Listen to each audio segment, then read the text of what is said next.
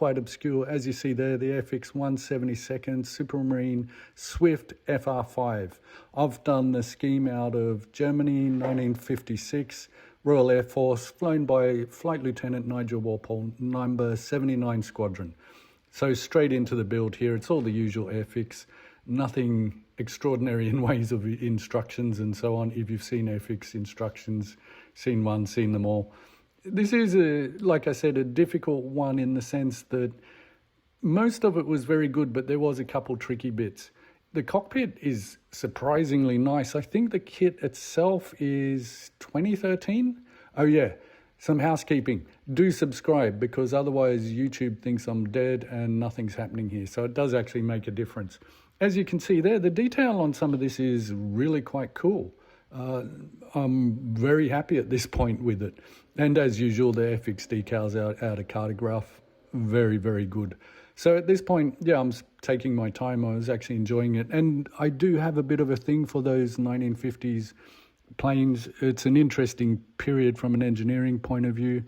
So yeah, I'm always on the lookout for something a bit different.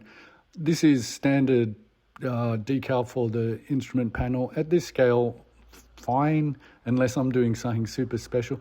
This is a really strange cockpit, or nose design, I should say, because just a heads up, one of those first quirks, it does need some weight in the nose, but there's nowhere really to put anything.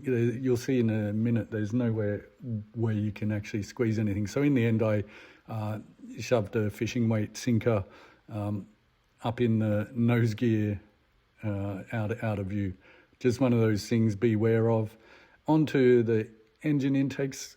I always have mixed feelings. The ducting. I always have mixed feelings on this stuff because most of it's going to be hidden, and especially at this scale, it really just becomes a headache. For future reference, if you're doing this kit, I'd probably just say skip it, because it caused me a bit of headache.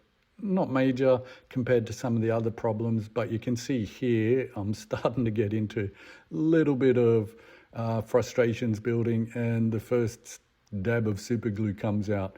At this point, I'm being quite moderate and a bit patient with it. Sort of, yeah, it's coming together.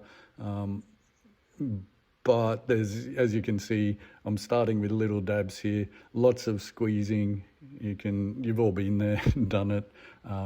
It's just one of those things, because at this point, tape wouldn't actually have enough strength, and there's not a lot you can do. One just general comment is it's not always the manufacturers that are causing these problems. Sometimes it can just be if they're stored. So you can see by now, I'm actually dolloping on the super glue to get this fuselage together. The upper surface, I got it together with a good whack of super glue inside, but it still needed some filling. Typical way of doing this, keep it clean, is use the masking tape and you get a nice edge there. I'm using my homemade sanding sticks. They're easy enough to make. I just cut what I want, glue it onto some sticks, and yeah, you're good to go. I have all various grades, I think from about 400 to 2000, no particular pattern on some of them. The only tip I'd give is when you're cutting it, cut from the back of the sandpaper. The exhaust nozzle on this Swift is really a bit of a interesting one, that 1950s for some reason. There is notches in it. At first I thought it was a moulding error, so just beware. This is where I ended up just getting a bit frustrated, getting the wing onto the fuselage, where all of it goes together actually very nicely. Yeah, there's no great dramas here, but there's a couple bits where that ducting, I think, was just getting a bit of a pain, to be polite.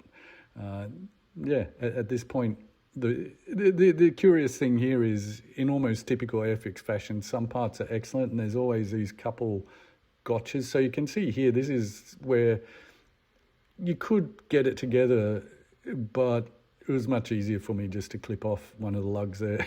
It was really, I would recommend not even putting the whole thing, just pull it out. No one's going to notice.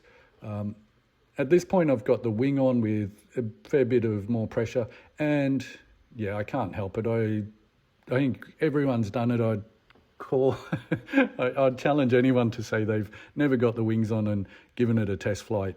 So that's what was happening there.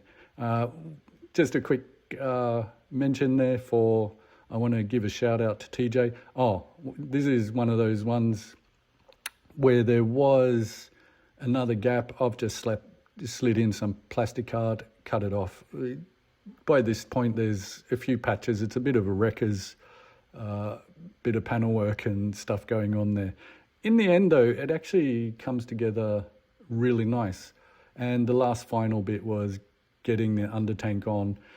What I did there was I glued the front, then I come back, and when that's set, I can come back quite easily and glue the front down. I think sometimes just that patience does make a difference.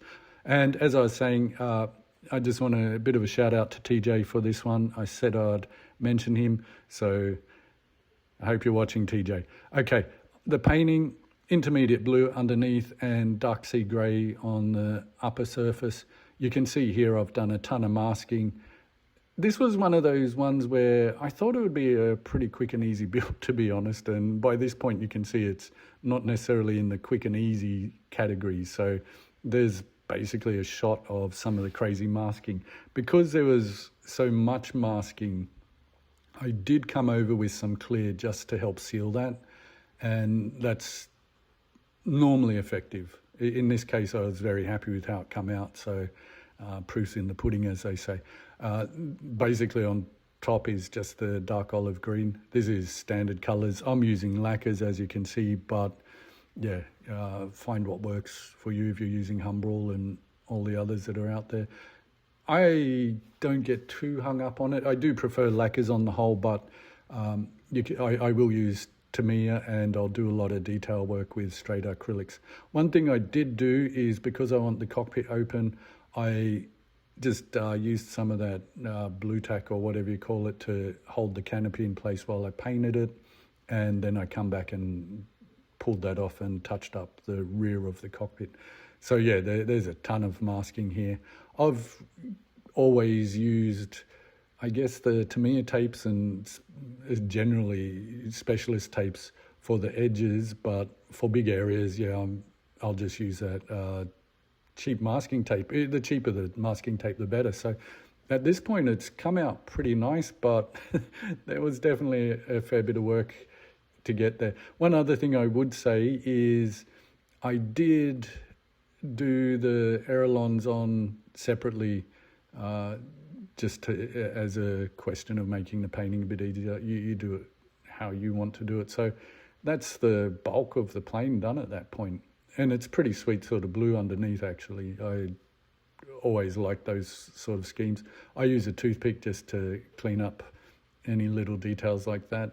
It's not foolproof, but you're less risk of damaging things, especially these clear parts when you're taking off tape. So one nice thing is about jets is always less masking to do.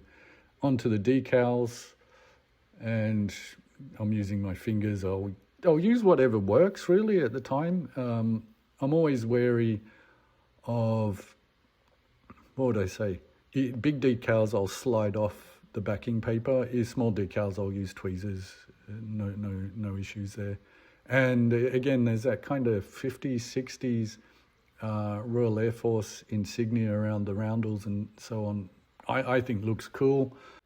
At this point, I'm just coming back, finishing off some of the undercarriage, the details, in particular the nose gear, as you can see there. One nice tip, if you would call it that, is you can get a nice aluminium effect just hand brushing over the dark or black undersurface.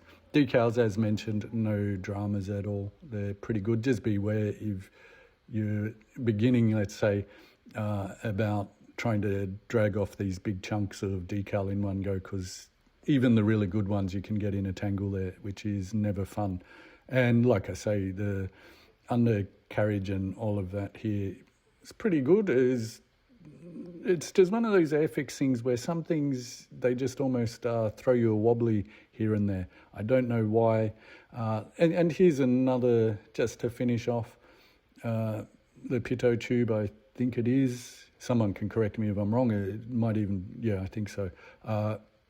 There's no hole for it, so in the end I just clipped it at an angle, super glued it, and that was the last of the super glue for that build. Like I say, it's a really nice build. It's come together in the end really well, but sometimes I'm just not really into having to work so hard to get there.